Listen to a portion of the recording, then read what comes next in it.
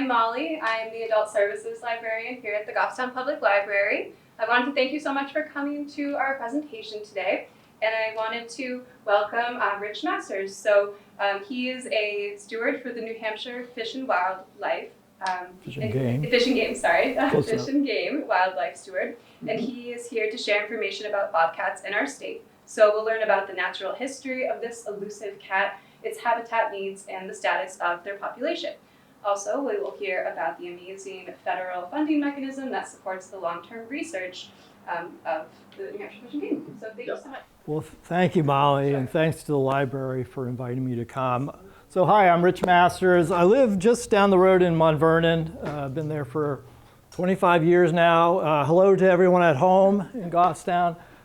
Great to be here. Love beautiful library. Pass it quite often going up to Concord and just always admire it. So I am a Fish and Game Wildlife Steward. My day job, I'm an environmental manager for a manufacturing company based in Nashua, and I'm on the road a fair amount. I also teach environmental science at Nashua Community College, which is really the funnest thing of any of those things that I just said. I really love. So I've got a nice slide deck here, and let's go over it. I kind of like to start out these things by just going over, sort of to base ourselves in our amazing New Hampshire wildlife, and just kind of chat amongst ourselves. We're all friends here, right? On some of these critters, share any stories, and talk about anything you know about any of these guys, and that'll kind of open, kind of ice break, and hopefully, like I said earlier, we'll have a lot of good participation. It's a real conversation. It's not just me standing up here yakking. So why don't we start up here and just kind of go around the clock here. So, all right, so everybody knows this critter here, our bald eagle. Anybody know anything interesting about bald eagles that they'd like to share, like how they're doing and such? I won't share that, but I'll show you. I was whitewater rafting in Maine, and it just happened, we hadn't gone very long, and somebody said, look up. And there were two bald eagles, and their talons were locked, and they were... Oh, no kidding. I've seen films of that before, but never live. Spiraling right down to Amazing. Wow. Oh, It hits wow. the earth, and then they... So cool. So cool. Was that mating or fighting? That's fighting, yeah. So that's territorial disputes or resources, whatever, fighting over females, all that kind of stuff. It's really cool. I saw 5 eagles I was working with my son on putting on a new metal roof on our cabin on Lake Menominee in Ringe. And we heard this ruckus. It was around March or so, and it was just around ice out, and there was a bit of a hole in the ice near the middle of the lake. There were 5 eagles around this hole. They must have found a fish or something. And then the really cool thing, boy, they made a lot of ruckus. One of them, an adult male that looked a lot, with the real true bald head, flew up to a tree right near us, right at our level, and just looked over us. It was so cool to be really close to them. But you know about how they were not doing so well, right? In fact, they were on the endangered species list. This is, the symbol of our great country. Endangered. And they've come back immensely in New Hampshire. Yeah. So what happened with that? What caused their numbers to plummet?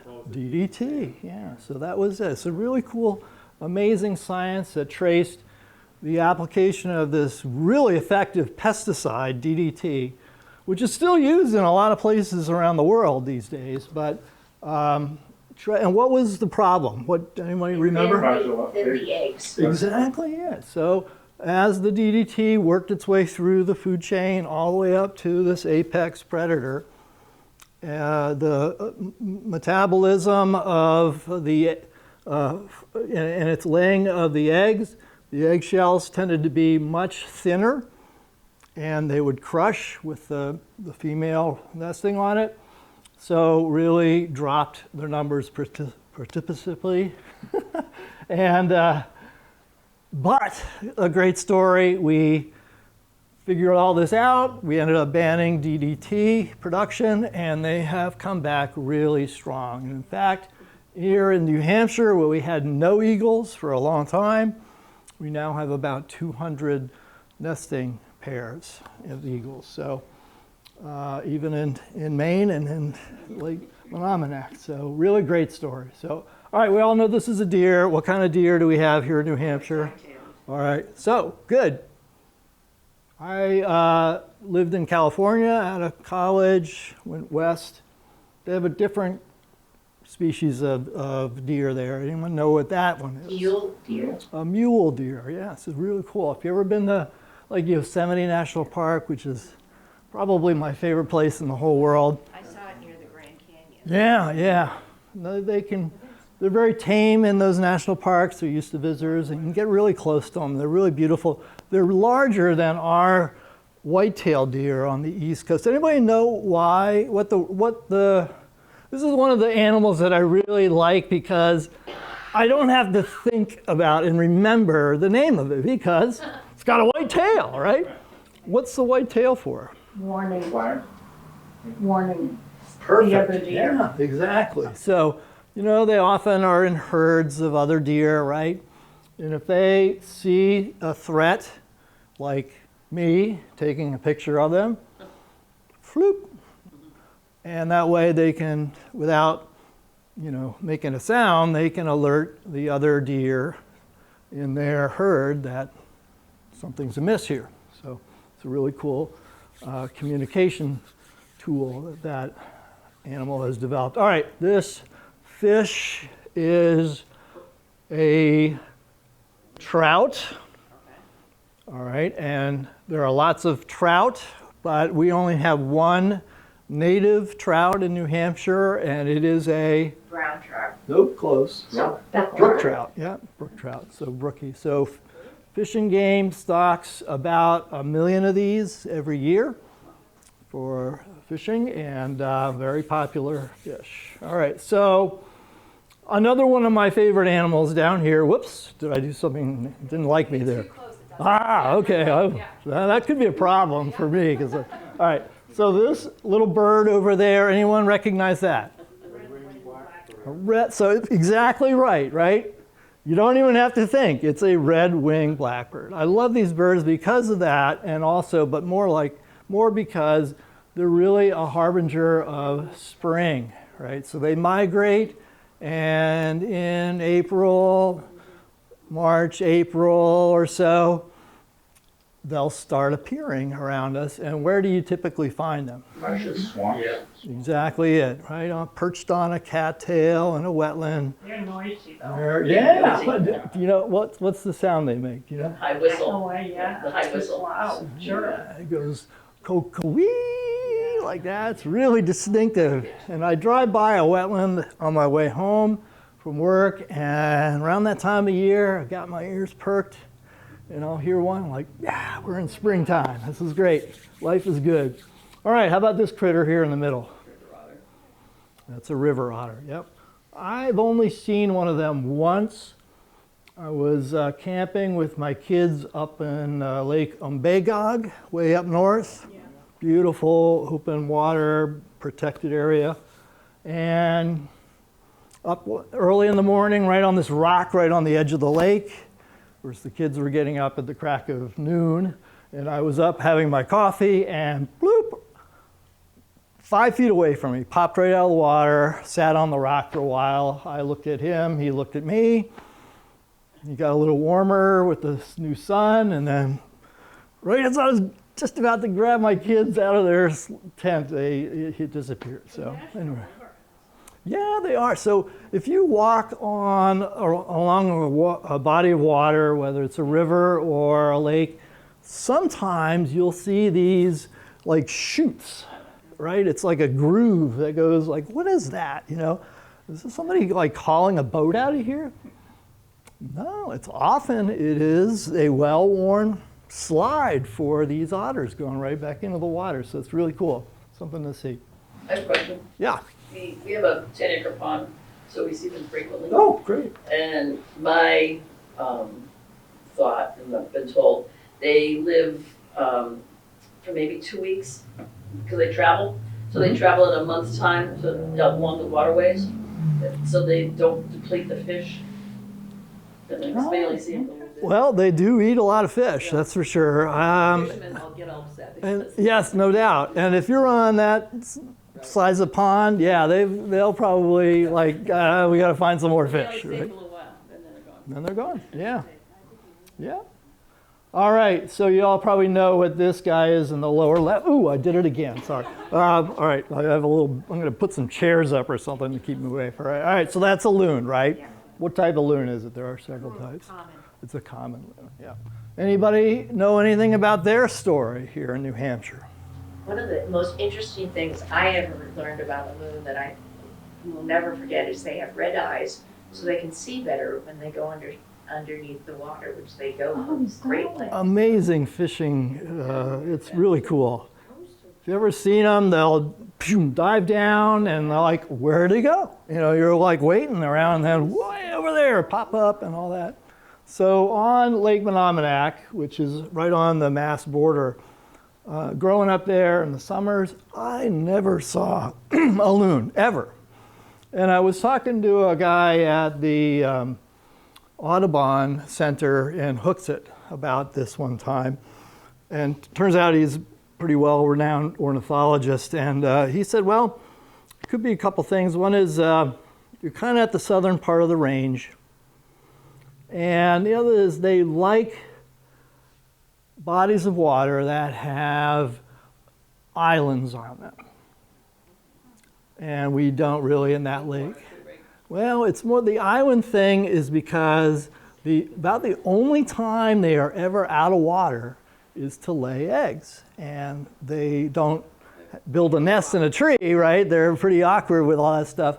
So they have to find an area that's protected from predators to lay their eggs, and so they like islands because raccoons and whatnot can't get onto an island quite as easily. So that's one reason, and our lake's pretty busy with boats. But then about 10, 12 years ago, I saw a loon. I just about fell off my chair when I saw this loon right out on the lake. It was like, oh my goodness, I couldn't believe it. And since then, every year we've had loons there. And even this year we had a mated pair and a chick, which was just adorable. The Facebook page for the lake was just buzzing every day, sightings of it and all that. So cool, so beautiful. But the other thing about why I never saw a loon is loon populations had dropped a lot. Anybody know why? Like the sinkers, Ample fishing. So you guys are kind of the ringers here of this group here. I know that. So you're right. Lead. Aha! All right, I like it. Yeah.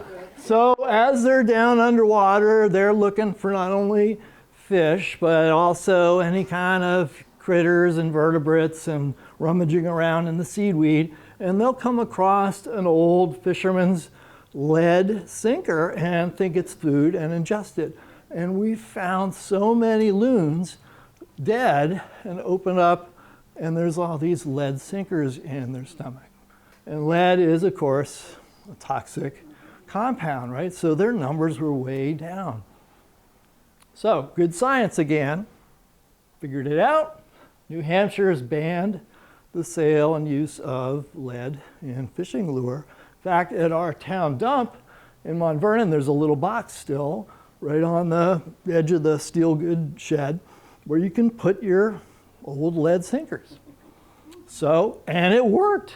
So sinkers now are steel, whatever, and loons are really making a great comeback, which is a fantastic story. So I was just on Sunapee last week and I saw a couple of them.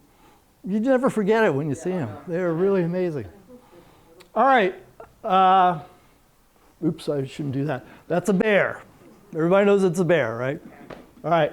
So before we talk about the New Hampshire bears, let's talk about bears. So here's a question for you. North America has 3 species of bears. Who can name them? Black, brown, grizzly. I heard black, I heard brown, grizzly. What else? I've heard in other talks, Kodiak bear. You ever heard that? Nobody said polar bear. okay? That'll live here. So, right. So in fact, there are actually 3 species of bear in North America. There's a black bear, which is what we have here in New Hampshire. Of course, there are brown bears, which are otherwise known as grizzly bears, okay, in the West, in the Rockies and Pacific Northwest and whatnot, and of course polar bears.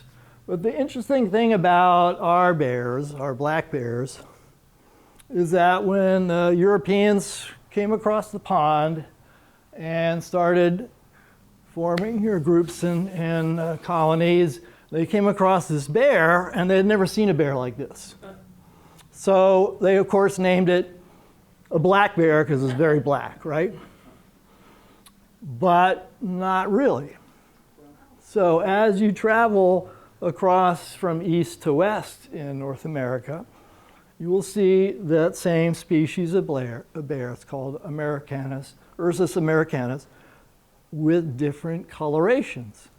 Along the coast where the first European settlers landed, it's mostly, almost exclusively, very dark black, right? But as you travel further west, it will go to brown, sometimes a cinnamon color.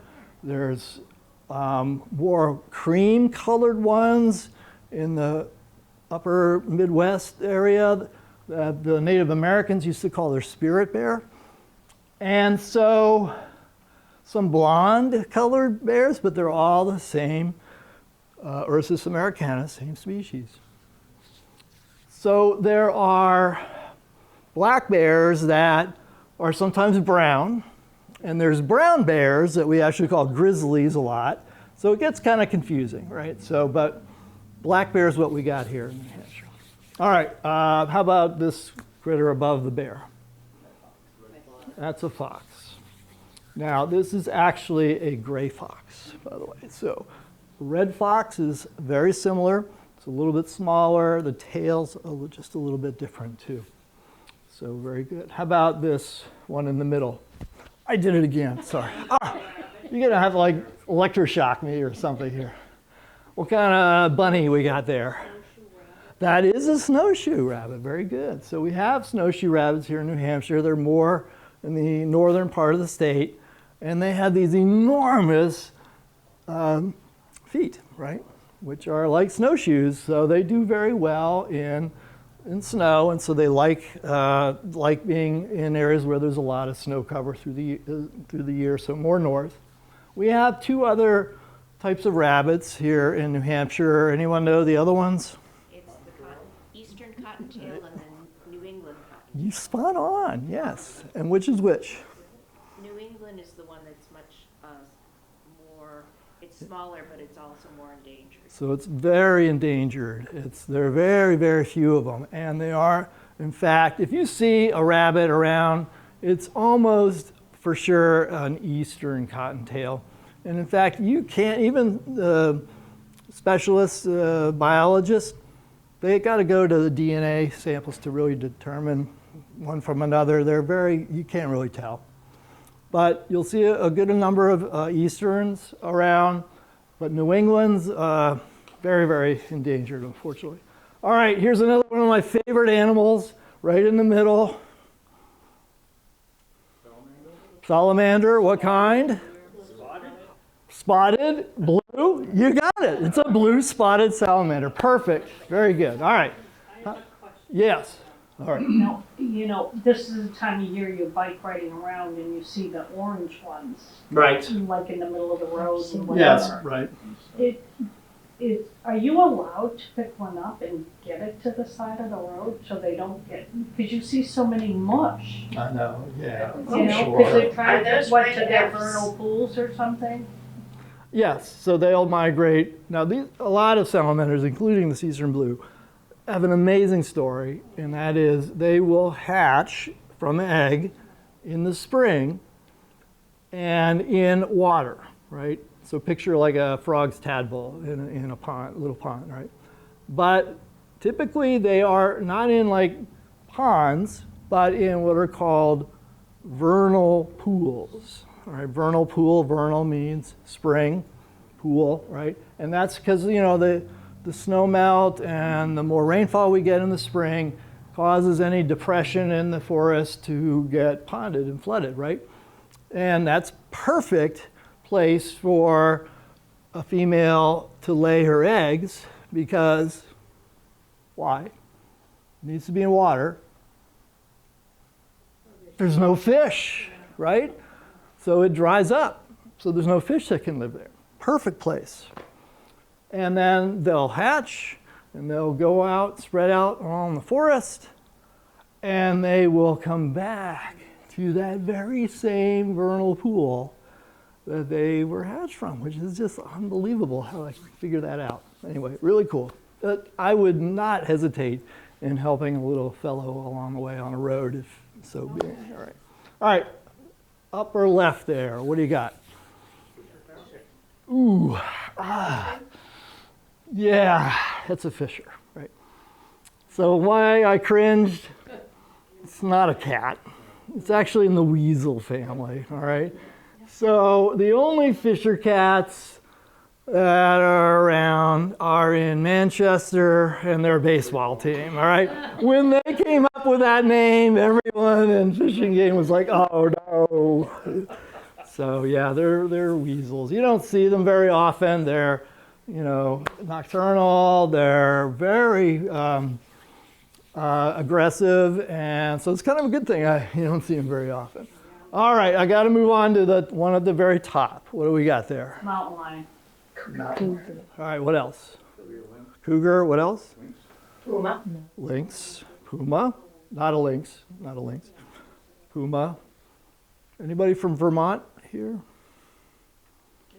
Catamount. Same thing. Yeah. In fact, I went to Bucknell, and a good friend of mine went to University of Vermont, and they happened to play each other in basketball, and we were like, all right, we're going to sit down and watch this on ESPN2. And I'm like, what's a catamount? That's their name of their, I've never even heard of a catamount before, unless you're from Vermont. Wait, all those are the same name for this critter, a mountain lion. We have mountain lion in New Hampshire. I think you do. Yes. I've seen it. The videos say no. So that's kind of a loaded question. So here's Fish and Game's response to that. A lot of people have come up and said they have seen a mountain lion or they have stories of this. So mountain lions certainly were a part of our natural history in New Hampshire, but they were what's called extirpated. You ever heard of that phrase before, extirpated? It's like locally extinct. Mountain lions are not anywhere close to being extinct, but they used to be here in New Hampshire, but now they're not. Why? Because they're a big predator, and as we became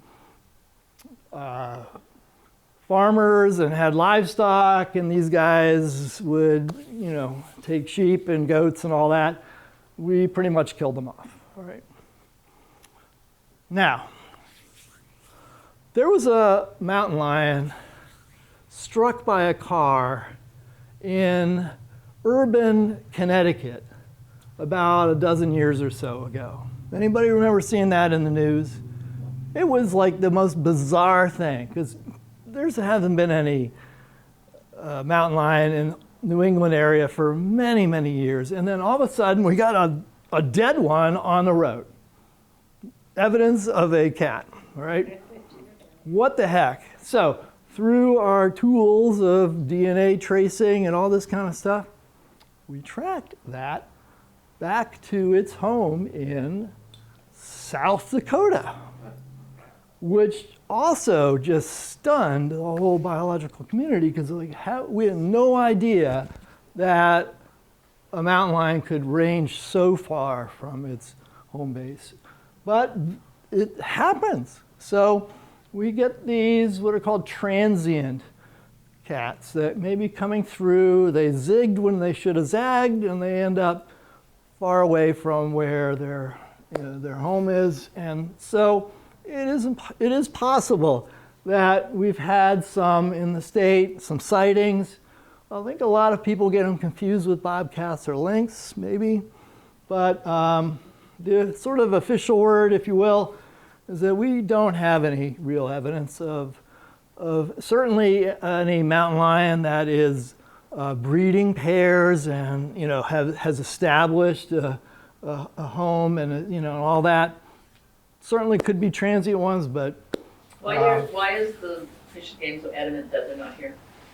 well, I mean, they just get people coming up to them and saying, "Hey, I saw a mountain lion," and they're like, "Well, could you send us some pictures?" And I'm like, "No, I didn't get one," or "Did have any, you know, scat, or you see any tracks that you can take?" No. So we haven't really found any evidence to it. So it's just a response. It's not that like they're out there, you know, making a big point about it. It's just that's what they, you know, the science has told us. So, all right, let's wrap up with one of my favorite critters there. Who knows what that guy is? Close. Ermine, yes, ermine, sometimes called ermine. It's a little tiny weasel that is as cute as a button. And they've been responsible, I'm sure, for taking more than one of my chickens as well. All right, so, and they, what's that? They don't take them, they kill them. Yes, right, exactly. Ducks, it was ugly, it was bad. They had this really cool ability, and that is their fur will change seasonally. So right now it's in more of its summer colors there, so it's brown on the top, you know, it's really good camouflage. If you're a big predator and looking down, might not be able to see it because of the brown, or, you know, if you're up and looking at the white or whatever. But come starting soon here and through the early, you know, through the fall and into early winter, they'll gradually start losing that top brown hair and become totally white. And I have seen one. In fact, here's a brief story. My daughter and I were at the top of Loon Mountain, getting off a chairlift and getting our poles together and getting ready to go, and bloop, right out of the snow, not 5 feet away from me, pops this ermine. And all you could see were these tiny little beady black eyes, right? Because everything else just perfectly blended in with the snow. It was really amazing. And then, you know, Olivia, look. And she got a real brief look and poof, she went right back into the snow. It was really so cool. Anyway, loved the stories. Thanks so much for indulging in this, but let's get on with the rest of this stuff. So we'll do this. All right. So, when the European settlers first came to the Americas, they were absolutely astounded by the abundance of the wildlife that we have here and the diversity of wildlife, the likes of which they had not seen in Europe for generations, right? Because Europe had been civilized and developed and over-harvested just about all of their wildlife. And so they come across the pond, arrive in the Americas, and just amazing to see this flourishing wildlife. And then fast forward a couple centuries and into the 1700s and early 1800s, and this is a pretty fair representation of what New Hampshire looked like back then, in that we had pretty much denuded the landscape and taken down most of the trees, almost all of the trees. And for farming and for the wood products, you know, back in the day, you built your house out of wood, you heated your home out of wood. There really wasn't, you know, natural gas or petroleum, and coal was really hard to come by even, so you burn wood for, and so harvesting the wood products pretty much together with, you know, the farming development resulted in a landscape that looks very much like this.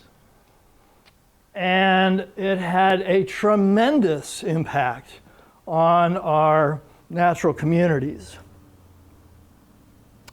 And then it all changed. And now New Hampshire is mostly forested again, right? I find a lot of people really weren't aware of this story, how dramatically our landscape has changed in a very short amount of time here.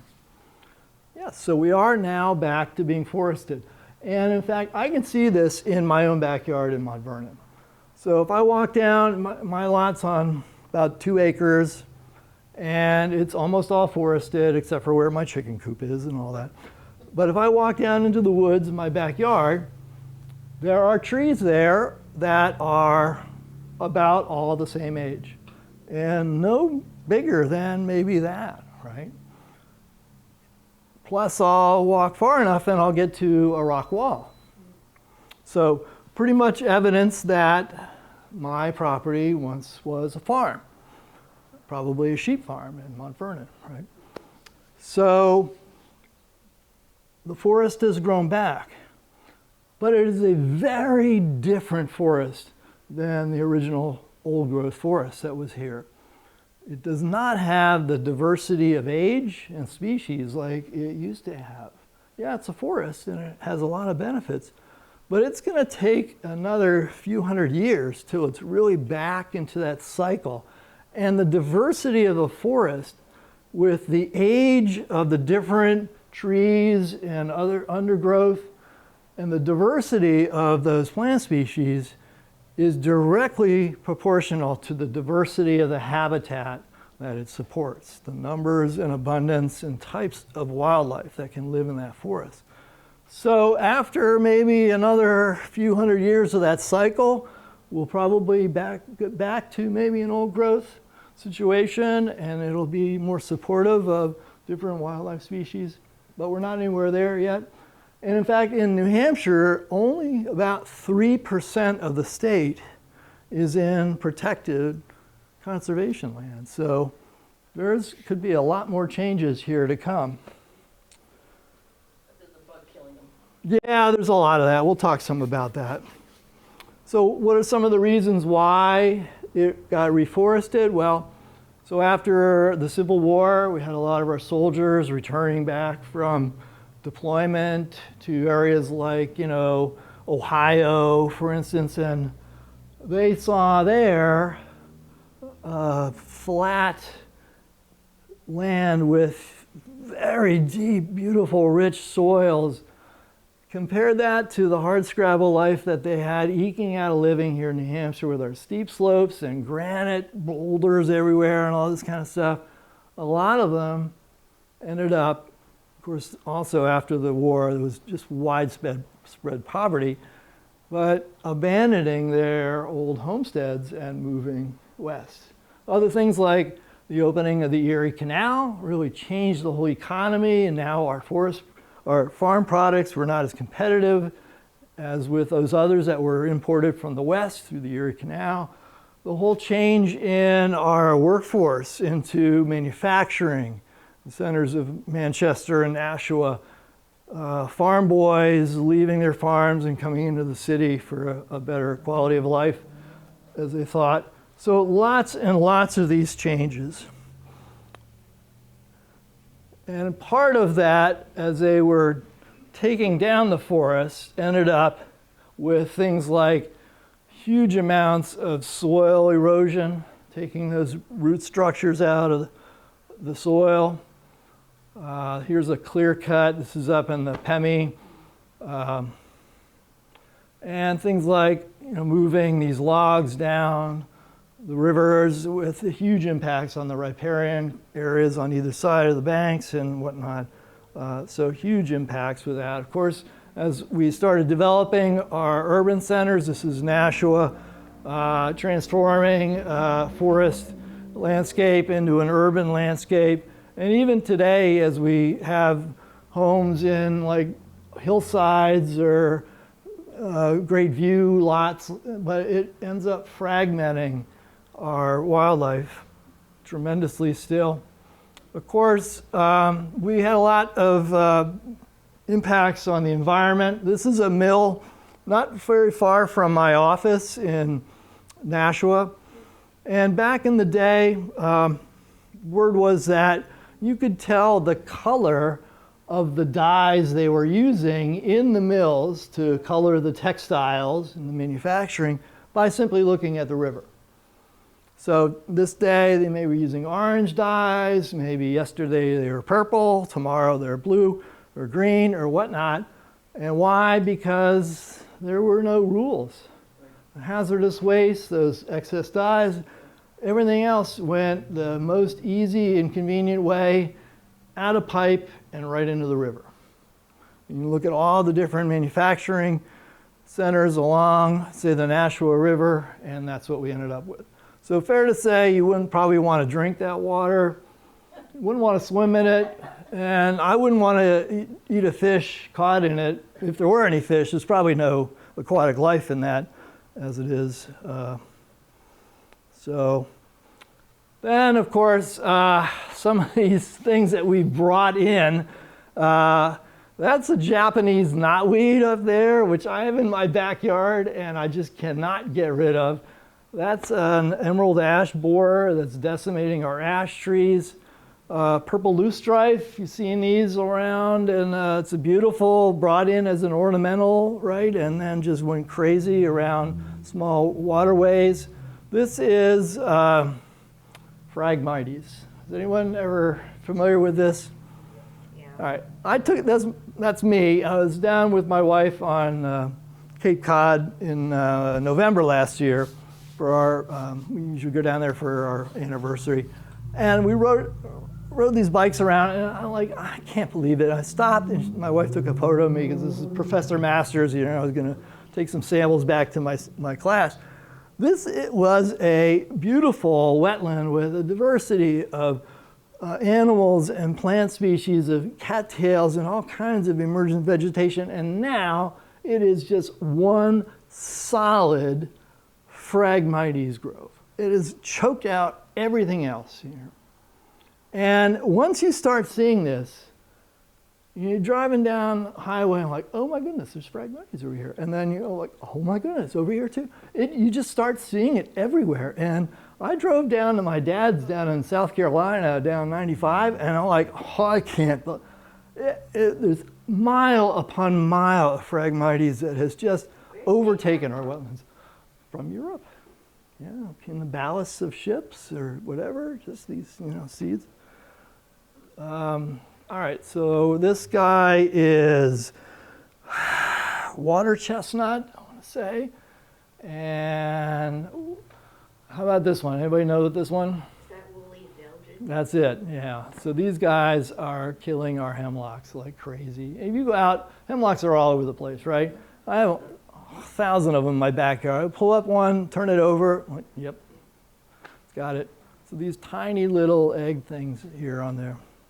So by importing these pests, these invasive species, we've dramatically changed the whole landscape for wildlife as well. So another pressure on our wildlife is overharvesting. So, and this is sort of the poster child, right? So we had no beaver in New Hampshire for over 150 years, right? They were very sought after for their pelts, right? So they were all the rage in Europe.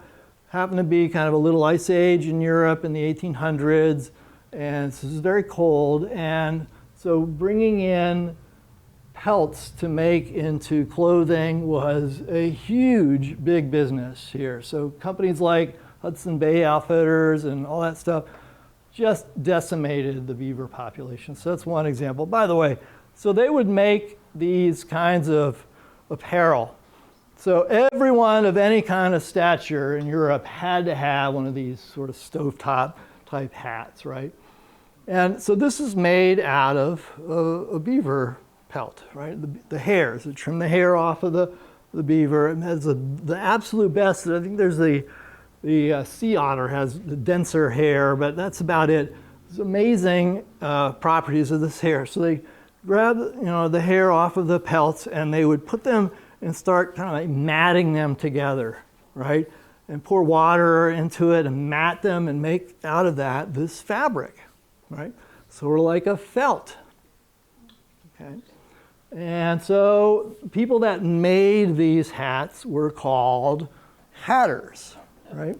And one of these hatters in London just was, I don't know, so it's sort of like, you know, natural curiosity, sort of experimenting with other things to add into the water. And he ended up adding a little bit of mercury, liquid mercury, into it. And guess what? It made the best hats ever.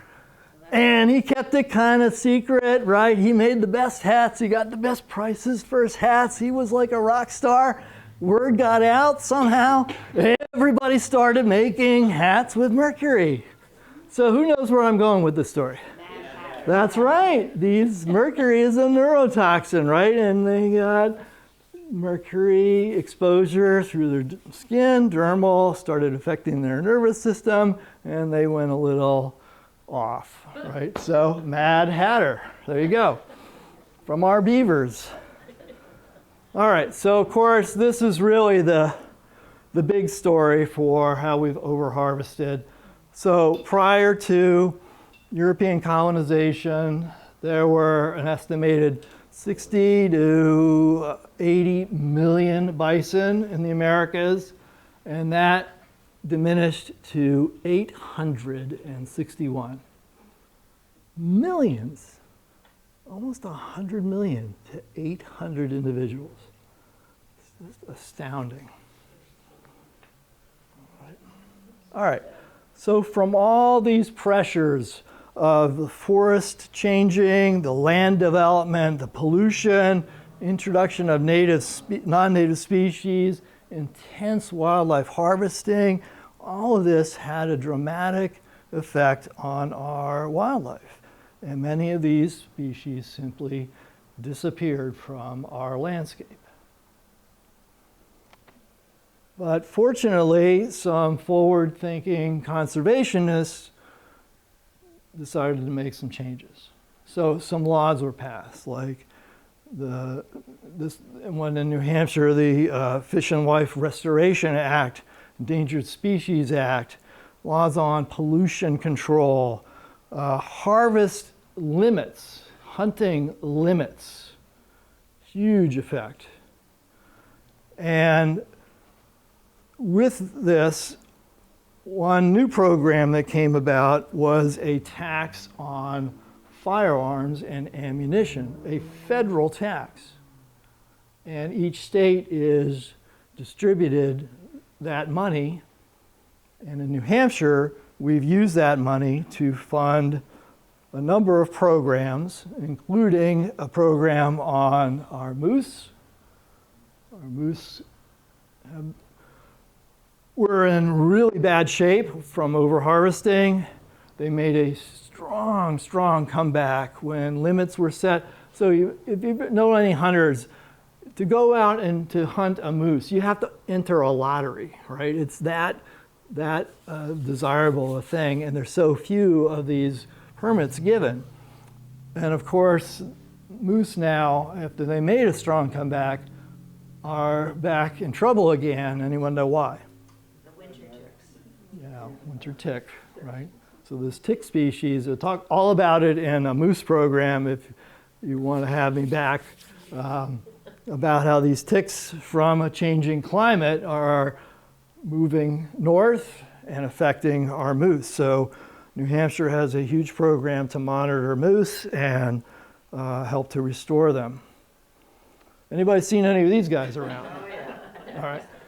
All right, so again, like the beaver, we had no turkeys in New Hampshire for 150 years or so here. And it was back in '72 that Fish and Game arranged with our neighbors in upstate New York, transplanted a few of the same species as historically had been here. And from the original 22 birds, we now have more than 45,000 turkeys in New Hampshire. So they've done quite well. All right, and also funded by that source is research to determine strategies for managing the population of our bobcats, which is the main subject for today's talk. All right, so bobcats. So one of 3 native species to New Hampshire. We talked about the mountain lion. The other one is a lynx, very closely related to the bobcat. We'll talk a little bit more about them. All 3 of them were extirpated. Remember, that's locally extinct. Okay, but they've made some comeback with the whole changes of our forest. Before the settlement by the Europeans, the bobcats, well, I'm not going to get closer to that again. I forgot. Somebody zap me or throw something at me if I do it again. So you can see that line there. That was before European settlement. With the clearing of the forests and reductions in lynx and whatnot, they were able to move farther north, and in fact are now found all the way up pretty much into the Canada border. So they've changed their range a fair amount as a response to the changes of their environment. Here's their geographic range throughout North America. So it's a very widely spread species. Some characteristics, so you'll see a male is larger than a female. We call that a dimorphic difference, so male and female. Some species you look at and like, yeah, I can't tell if that's a male or female, but not so with a bobcat. So the males tend to be fairly larger, up to 30 pounds or so, whereas the females are only around 17. And their coloration will change through the year. So you'll see grayer in the winters, again, coloration, snow, right? And more browner and whiter in the summers. So, of course, distinguishing characteristics, the bobtail, right? So when I saw that bobtail in my backyard, I knew it was not a mountain lion pretty quick, but also that very black end of that tail, very short little tail, right? So you can see some of the claws are fairly large. The really beautiful thing about a bobcat and a lynx is they both had this in common, these ear tufts. At the very end of their ears, they had these black little pins coming out, and it's just really distinctive and really cool looking. Okay, so let's talk about differences between a bobcat and a lynx. So that's a bobcat, and there's a lynx. So you see the what we call ruff around the cheek and area is more pronounced in a lynx than it is in a bobcat. And if you're looking at a bobcat's a bigger animal too. And they have enormous paws, just huge.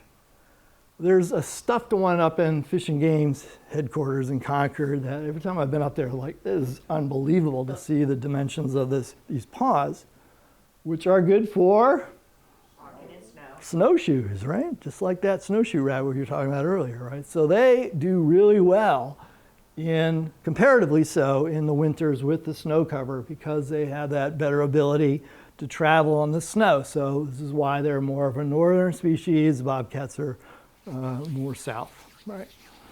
The other thing you can tell is the bobcat has, stripe on the tail. The lynx has a very, very black tip all the way, and it's not kind of striped as you see it there on the end of the tail. So, but you'd be able to tell if you saw Are they it. light? Is the lynx lighter in color? It looks like. So, yeah, I don't know. Probably so. They're, to see them right next to each other like that, you can really tell. It's a really good observation, right? So again, blends in more with the snow that they're more adapted to, right? All right, so if you see any tracks, that's the way they look like, and I have a good slide here. This is kind of a neat slide. So if you're out on trail or whatnot and you see some tracks, and I'm always frustrated. What is that? I don't really know what it is. Well, here's one hint for you. If you see toenails, it's a dog or a coyote, it's a canine, right? They can't retract their claws. So you may be able to see the claw in the track, whereas a bobcat, it's not going to have its claws out while it's moving around, right? So you will not see any of those toenails, if you will.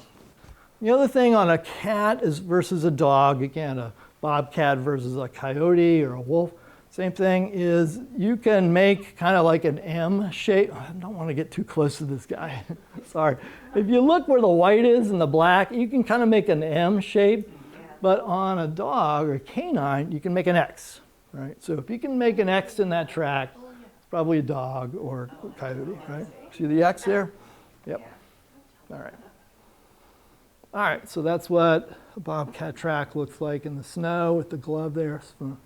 If you're into scat, some people are, but that's one way that biologists can determine a species is by examining the scat. Sometimes it gets confused with the coyote scat, but you can see the difference here.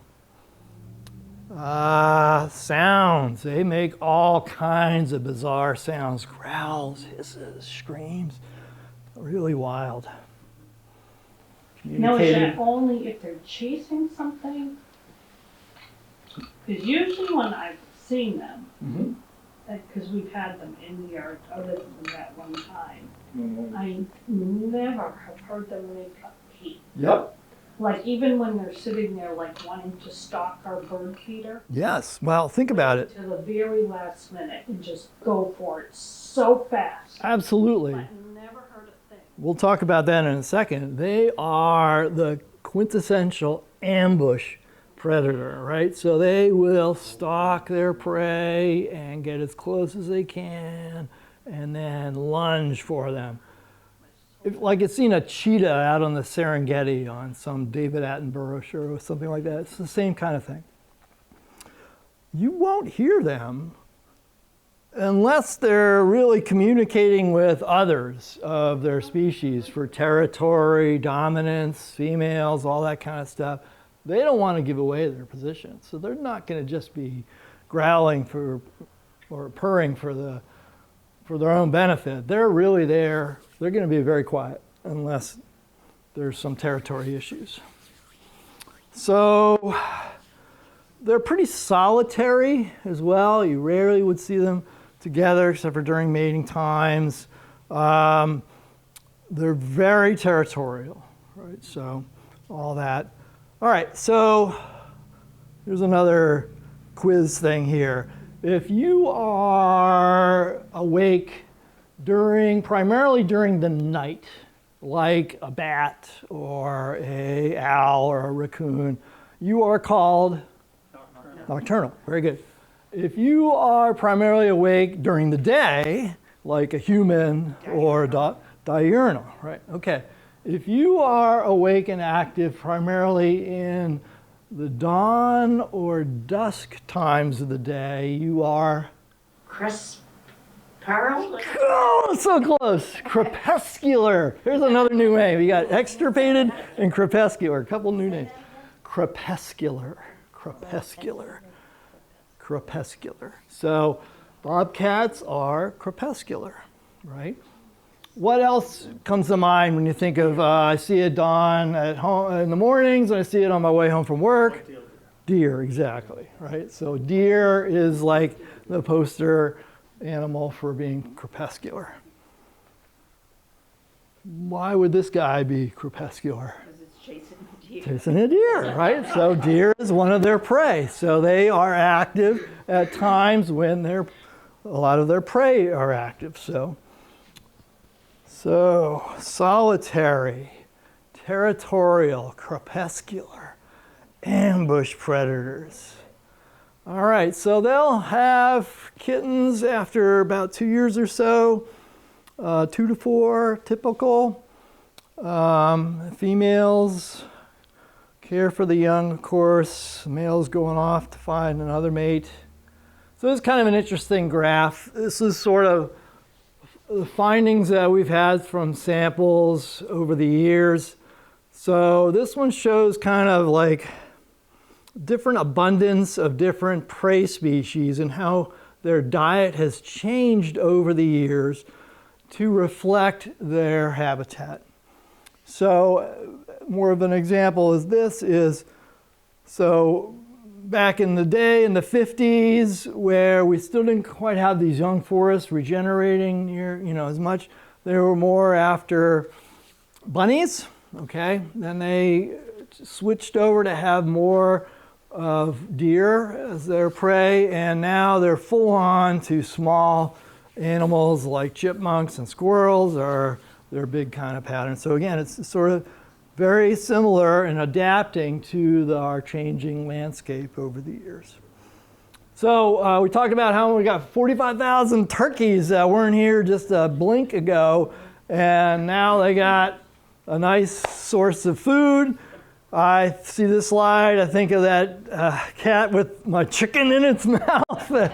And oh gosh, so feeding the local wildlife. So it's got a squirrel or something there, maybe a bunny. Yeah, right. So winters can be pretty hard on bobcat and a lot of other critters, right? Making it through the winter is a big deal for most of our wildlife, and particularly bobcats, all right? So their prey are not out. Like the chipmunks are like the best example of an animal that hibernates, right? They'll dig their burrow and they're gone for all winter. As opposed to a bear that we think of as a hibernator, right? But bears will wake up through the winter. It's actually not quite a true hibernator. So a lot of their prey is underground, is gone for the whole winter. And so survival is really hard, particularly if you got kittens. So yeah, those are pretty cool. So this one found something to kill, like a deer maybe, I don't know. Do they scavenge too? Oh yeah, anything. Yeah. Yep. So I said there's a bobcat. Here's a great place to see both a bobcat and a mountain lion. Anyone been to the Squam Lakes Nature Center? Yeah. Unbelievable display there. I mean, it's not big and anything, and you first look at it, but it's a glass covered in this rock, and there's a mountain lion. The cool thing here is, I remember walking this like boardwalk that you go around, and you turn this corner, and then whoomp, in front of you are this cat display with these cats in a very natural setting, and there's a line in the boardwalk right there, and there's a little sign here, and the sign says, a mountain lion can jump from where you are now all the way over to where you see it. And it's like ridiculously far away. It's like, you're kidding me. A mountain lion from a standing, not a running start, but just from sitting there and leaping. And then it says, and look up, that's how high they can jump. And it's like higher than the ceiling. It's just crazy. And it's so cool. I really encourage you to go. It's a beautiful place, really neat. And they have bobcat there too as well. All right, so this is one of the main causes of their mortality, our roadkill, right? So, as well as those hard winters. So, There was a set with babies born this year in New Hampshire. Somebody's got all these pictures on You Local. Me local. You local. You Local.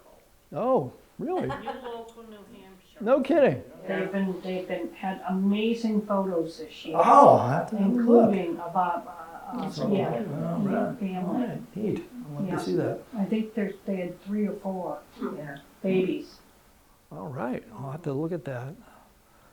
So, some population trends. So, we had a bounty on wildcat. The state would give hunters money to harvest wildcat. Why? Farmers and their herds. It goes back to that again. So they take sheep, they'll take goats, they'll all that. So we had a bounty. I was thinking about this when that bobcat had one of my chickens in its mouth. It's, like, I just lost a chicken. I could kind of feel how a farmer would react if they're, taking their sheep or something, right?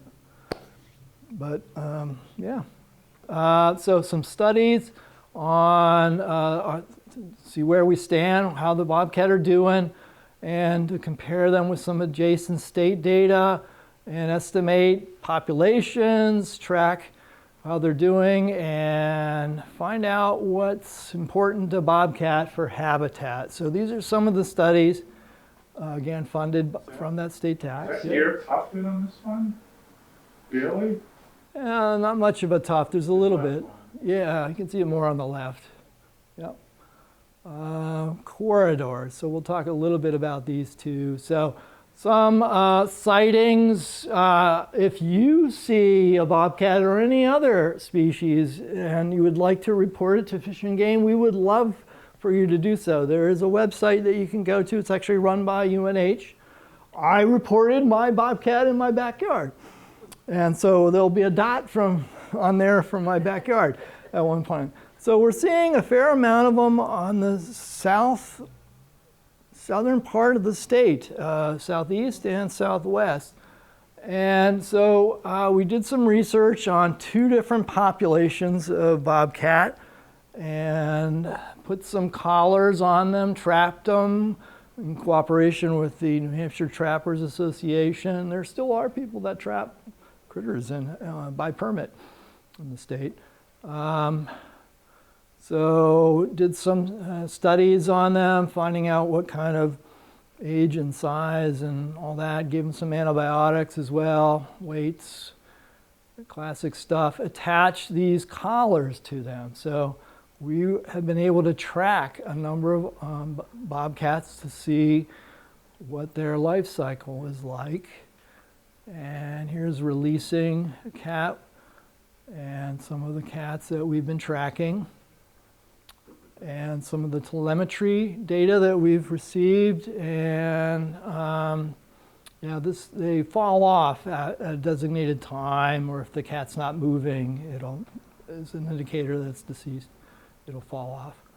So here's some sightings. These are individual data points for tracking individual bobcats in different colors, right? So this gives us an idea of how far they will range, as well as what kind of habitat that they like. And we found in this case that the males tend to have a lot larger range, which makes sense, very consistent with other wildlife, where the males are out roaming around finding other females and all that. And so we also found some pronounced shifts in where they are found, where they like to be during the different seasons.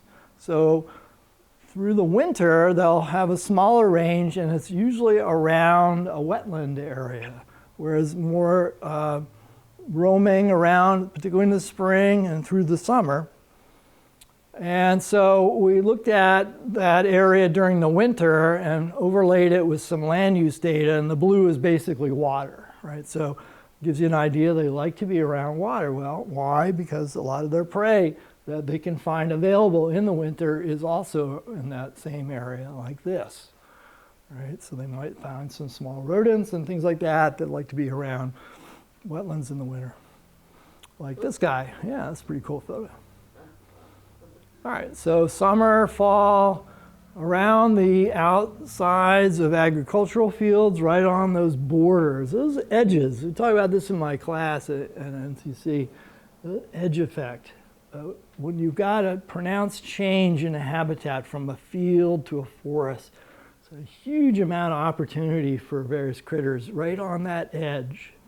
You can picture birds that are roosting up in the trees right on that edge and being able to eagle eye down and find rodents and bugs and whatnot in the fields from that perch. It's very advantageous for them. And similar to that are these kinds of areas. Again, you got a field and a forest. Well, that is a perfect place to lie in wait and ambush prey coming by there.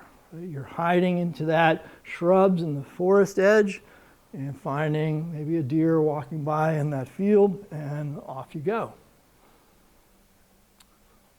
So here's one of the last things to talk about. In ecology, we talk about habitat areas in terms of like a core area and a fringe area, and then an area where they may kind of roam on the very outskirts. But that core habitat is so vital to the existence of that species. And when we have fragmented that core habitat with development, with roads and things like that, it has very pronounced consequences. So knowing this, one of the strategies for habitat management is to try to find 2 areas or more areas that are known core habitat areas, and then try to manage the land in between those areas to make what we call a corridor. Right? So here we've got, yep, I did it again, these different core areas, and then through land management, working with conservation commissions, working with landowners, trying to preserve those areas to tie those core areas together. When you can do that, you have made so much more opportunity for the wildlife by having those connectivity of those core areas. And if you look at it on a larger scale, we have a lot of natural areas way up in the White Mountains and down into, I'm going to keep my hands away from that, in Massachusetts down around Quabbin Reservoir, very forested area, very large core habitat areas. So trying to find solutions to connect those areas with land management to allow these species to roam over these large areas is a really key strategy for managing wildlife. So a bobcat is what we call an umbrella species. And that way, if they're doing well, we know that the other species in that area underneath that umbrella are probably also doing well. So we found through these studies that we think they're doing not too bad here in New Hampshire, particularly in the southern part of the state, Monadnock region, all that. My backyard, they seem to be doing pretty good. So, but they are absolutely beautiful, majestic animals, so key to our natural history, our landscape. And the goal is to find ways for these graceful, magnificent animals that are fragile to thrive in our modern world and live in harmony with the rest of us. So thank you for your contributions to this discussion here. It's a beautiful talk we had all together. So thanks so much. Have a great rest of your evening. I'll hang around for a bit. Happy to chat about any stories you have or answer any questions you may have. So thanks so much. Thank you to all at home too. All right.